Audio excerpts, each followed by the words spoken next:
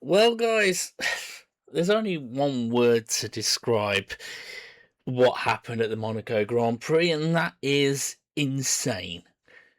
Insane is definitely going to be the word of the day when it comes to talking about certain drivers, certain circumstances, a lot that happened. I think, absolutely mad Monaco Grand Prix. It was actually exciting to watch, considering the fact that we only had like 5 overtakes.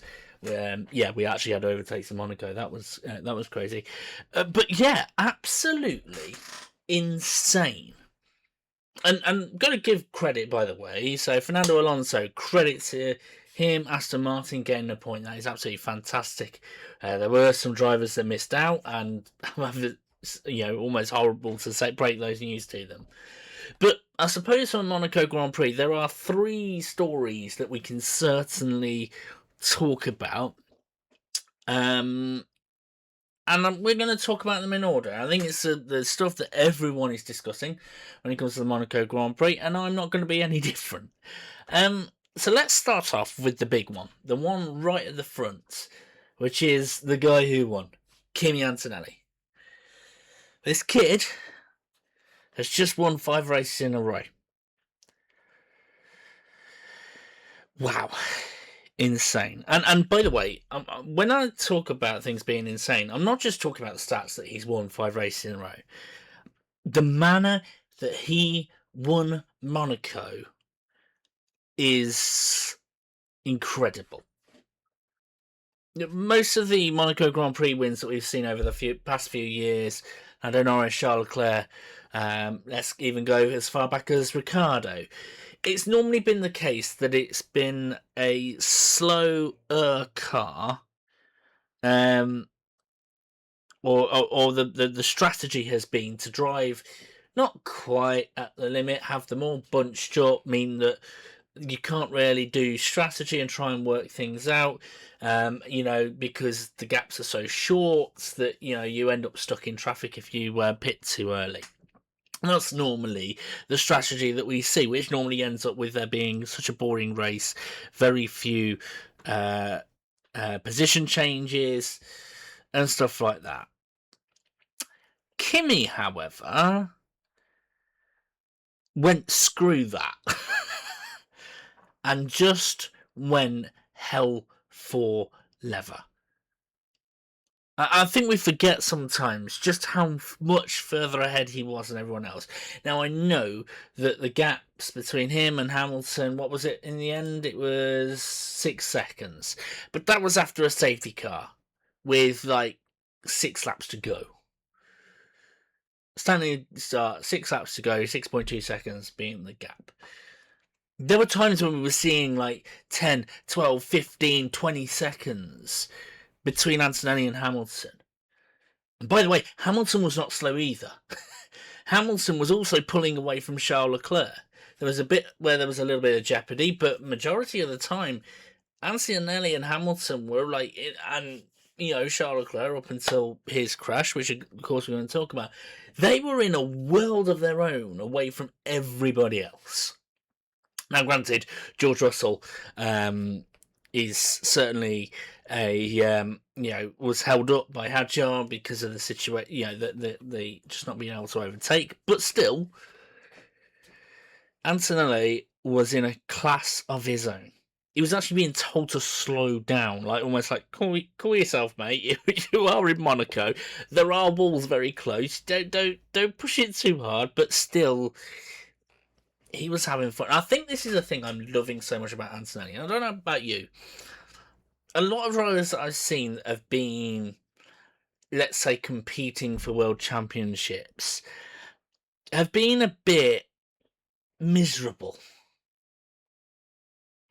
Take a look at the past few times that it's happened.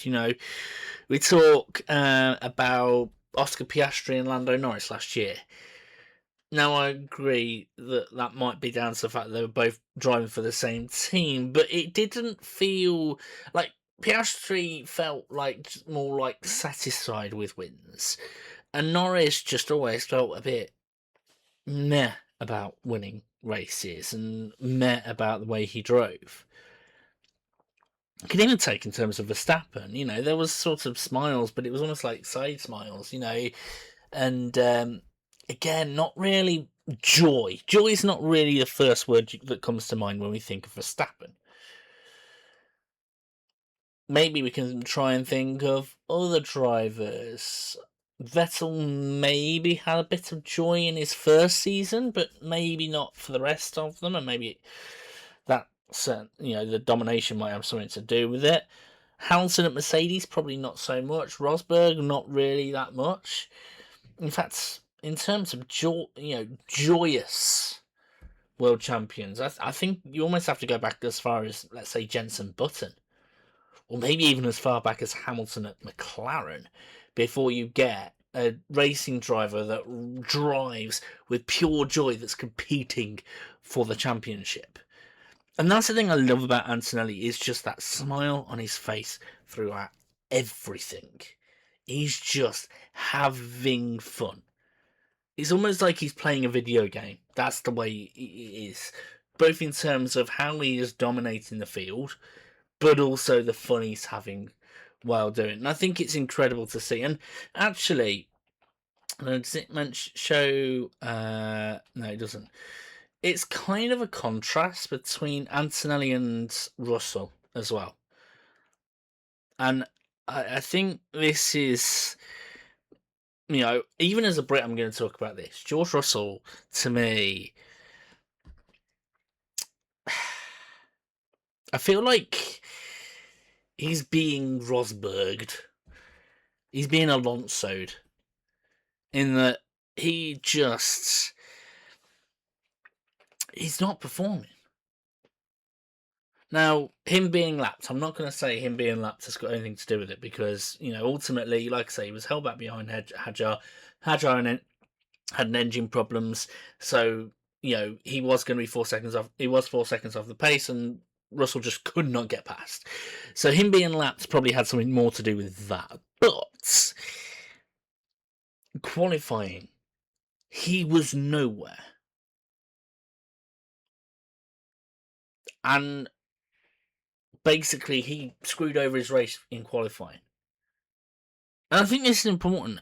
Is it actually the case that Russell screwed over, or is it the case that Antonelli is just knowing exactly how to drive the car in all circumstances? At 19, by the way. It's madness. And I think this is one of those where it's a case of everybody like that. The young kid having fun, not screwed over at the moment by the day-to-day humdrum of Formula One, which it can be, right? And just enjoying life. I'm so happy to see Anthony. And look, some people are already doing, is he a generational talent or anything like that? That remains to be seen. Generational talents, you can only really look back on and say they are generational talents, Schumacher, when he was at Jordan, right, or in his first year for Benetton, no one really knew whether he was a generational talent at that time, but it was normally around the 2002, 2003 where we were like going, yep, this is a generational talent. Lewis Hamilton, pretty similar. Everyone was excited about the young kid, but it was only probably at around 2019, 2018 that we saw him truly as a generational talent. Sebastian Vettel, winning a race at Monza in 2008 in a Toro Rosso. No one really saw him as a generational talent then until maybe 2010, 2011 when he started winning 1 or 2 world championships. So I think it's early to say whether Antonelli is a generational talent, but I think that part of the thing that's enjoyable about this is he's not seeing himself as a generational talent. He's not seeing himself as a driver that has to win the Formula One World Championship. He's not seeing himself as someone who feels pressure. And I think that's one of the things that makes him so refreshing to see, that there's no bias, there's no, I've got to beat my teammate, there's no, I've got to be the best in the world. It's just, I'm just going to do my thing, just have a bit of fun. Formula One's meant to be fun, let's have some fun. And that's what I love about it, right? And if Anthony wins this World Championship, I don't think there's going to be a single hater. Even George Russell fans will be like, you know what, kid deserves it, you know. And I think it was kind of like a sweet moment. Hamilton, the way that he was as well towards Antonelli. I mean, he has been. It was so sweet seeing it in the green room afterwards. Anthony's won, 5 races, and Anthony comes in, and Hamilton immediately is like going, 5 wins, you're catching up, you're going to be on my level soon. It was almost like a dad moment, right?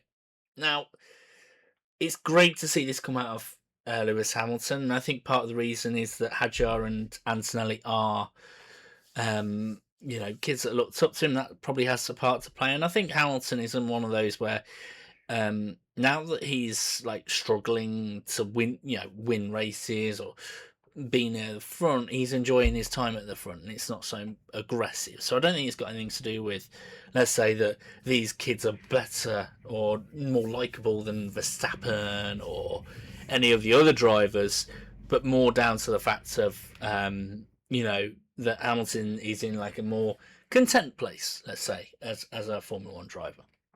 But really, really great to see. But let's be honest, guys, that's not the reason why you're here. This isn't really a discussion point, because we've been discussing this for weeks about this kid. Let's talk about the stuff actually going on at Monaco, that happened at Monaco, that was really the talking point. And the hilarious thing is that it all covers one area of Monaco. This particular area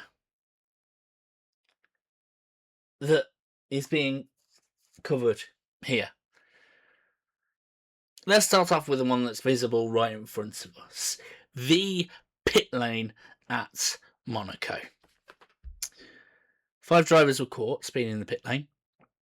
Lewis Hamilton, George Russell, Pierre Gasly, Oscar Piastri, and one more I cannot think about. Was it Hadjar? Might have been Hadjar. But anyway, 5 drivers caught speeding in the pit lane. To the point that Alpine have now put in a right review, essentially appealing the decision for the penalties that Pierre Gasly got, the twice he got it, the 10-second time penalty, that basically meant that we did not have an Alpine podium, which is mad. Now I'm going to address a couple of things here. Firstly, I think that there is evidence to suggest that Alpine might have be onto something when it comes to the pit lane. In a sense, the way in which it works is it's almost like an average speed camera, right? You have these like sort of time zones, and you've got to get from point A to point B at a set time or more to have that correct average speed. And the fact is that these speeding infringements were 0.1 kilometers an hour. And Lewis Hamilton even said in his interview, like, the pit limiter is automatically set. So what's happened here? Well, part of the reason is we do have another team that's joined. We've got 12 teams. Was it 11? Oh my god. I think it's 11 or 12. 11. It's certainly one more team than last season, right? So as a result, the pit lane's extended.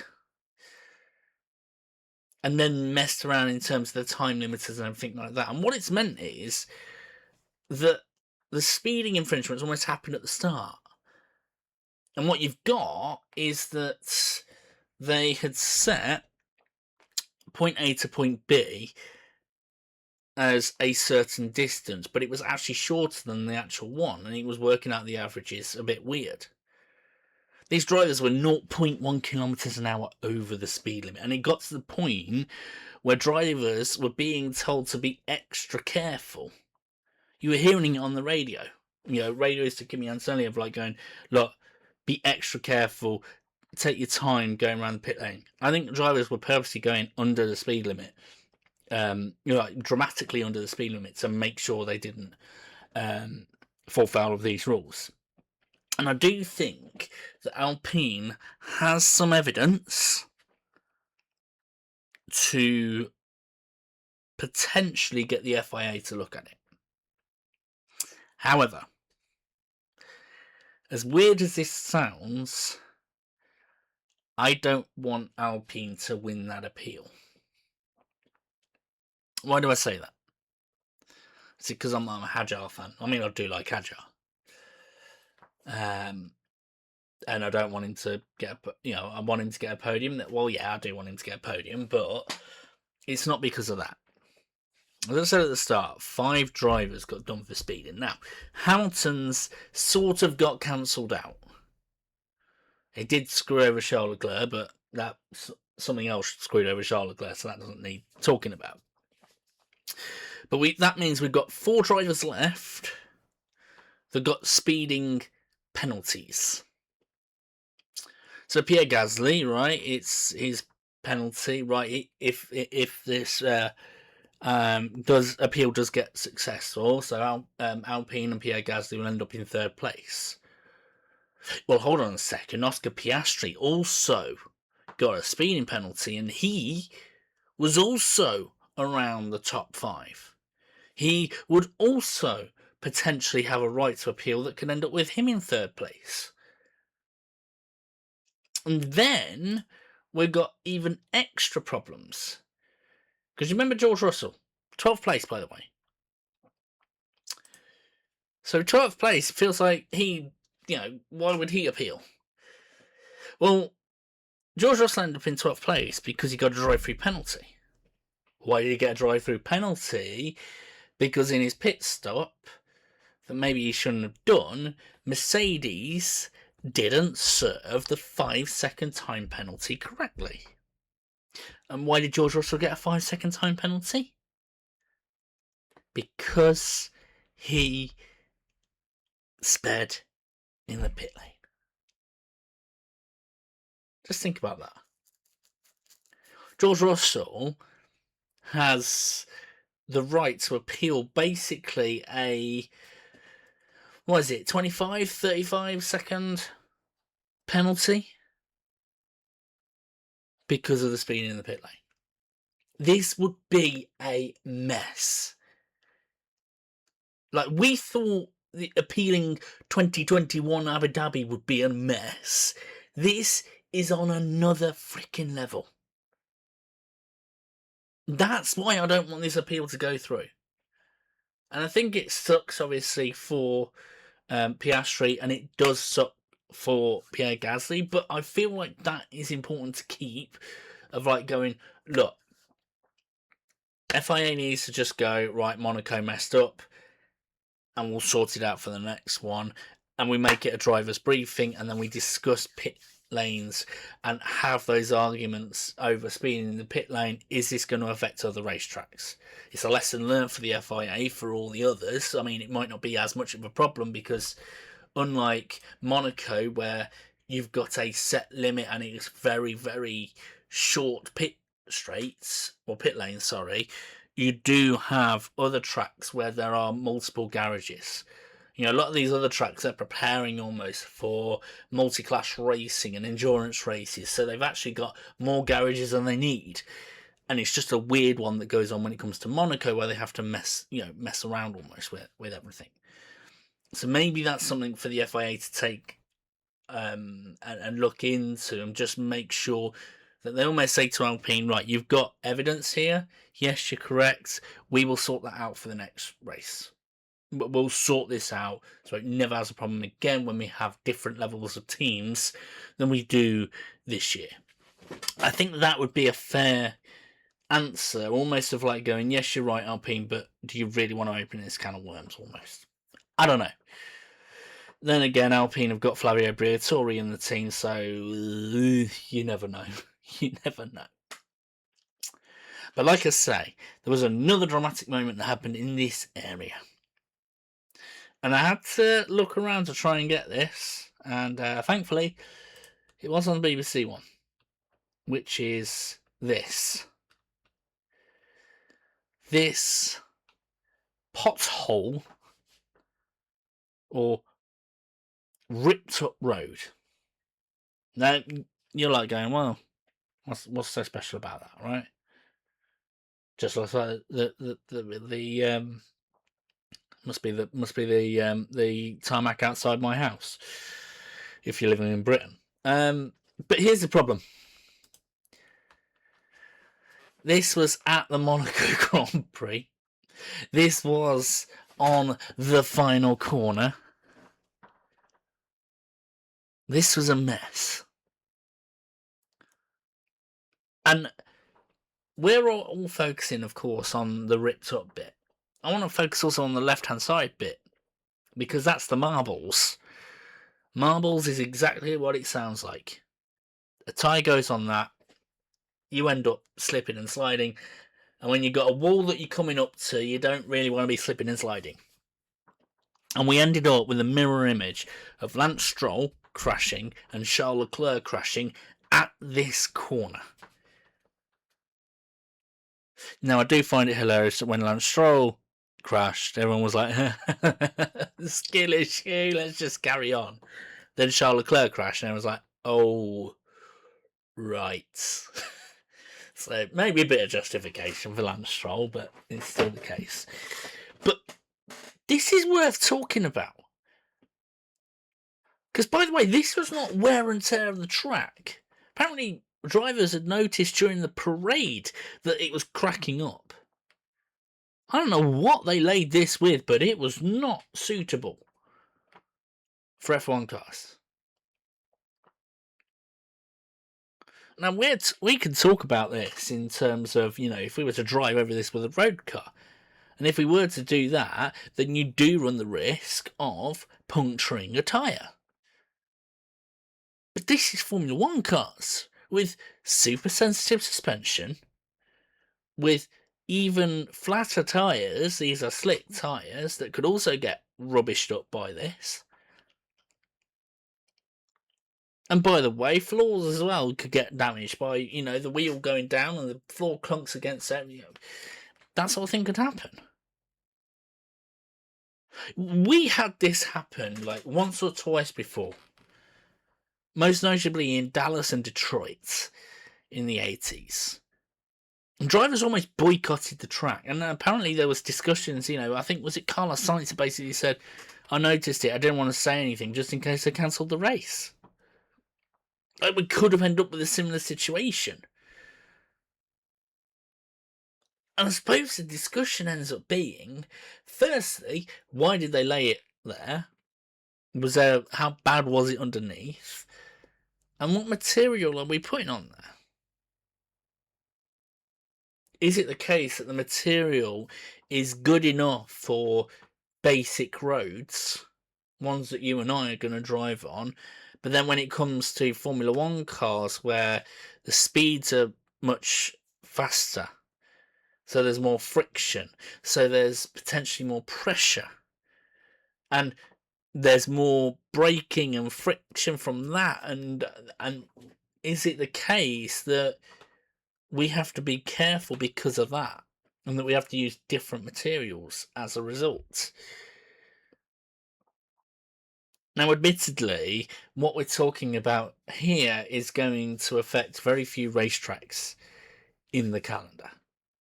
In a sense, we're talking about, laying down tarmac for street tracks. So Melbourne in Australia, Monaco, of course, Saudi Arabia, the Madrid Ring that we're talking, that's this year.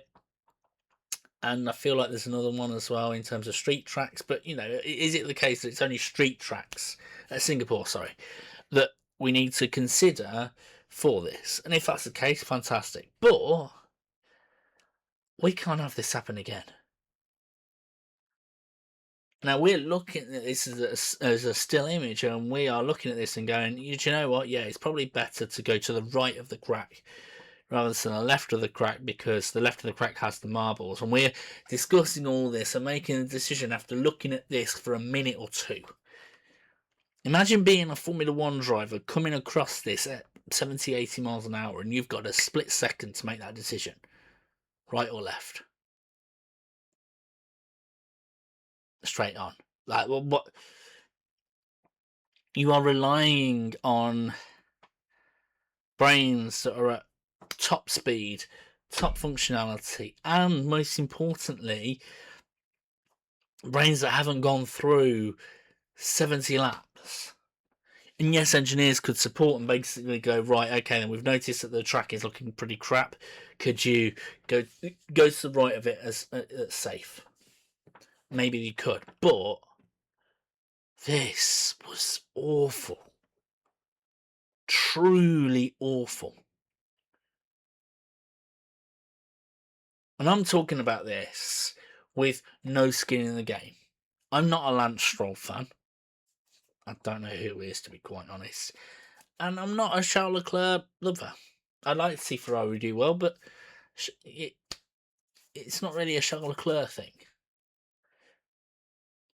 So this just needs to be sorted.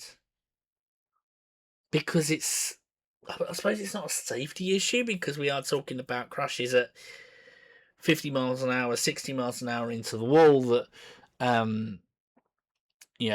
aren't going to cause problems. We've had drivers survive much better crashes than that. But I suppose it's just more of a fairness thing. And maybe that's something that's worth an FIA investigation. And I mean, I stress it's an FIA investigation because it's all about, now we're talking about the automotive side of things. Investigating what is the safe material to be laying on a track if you're trying to cover things up that doesn't cause it to crack, that doesn't cause it to break down, that doesn't cause it to split. Because here's the crazy thing. Cars are going to use that road. They're using it right now. Monaco, this is a street track. So this is going to affect cars. And maybe, I can't believe we're talking about this and discussing this, but in a weird way, the Monaco Grand Prix this year might have just solved the pothole problem of the world, where we then figure out a cheap material that works, that we stress tested, that means every country goes, do you know what, that's the material we use that will survive the heat, that will survive the cold. I don't know, it's a crazy situation, but absolutely insane. Like I say, massive congratulations to Kimi Antonelli, congratulations to Hamilton and Hadjar as well. Huge congratulations to Racing Bulls for a 5th and 6th. I think they got more points potentially than Red Bull, which is hilarious. Congratulations to Williams and Alex Albon. Congratulations to Alpine, even for the 7th place. Congratulations to Haas, because they've been struggling over the past 2 years with Ocon. And congratulations to Aston Martin for getting their first points on the board for this season. What a race. For Monaco, that is top tier drama, and I don't mind that being the case, right? Even if there's not many overtakes, that is the perfect way to watch Monaco. But anyway, those are my thoughts on the Monaco Grand Prix. I'd love to know your thoughts on the Monaco Grand Prix as well. Pop them down in the comments down below. We will be back next week for some Barcelona reactions. Looking forward to that. And until next time, all that's left to say is don't forget to like, share, subscribe, and take care.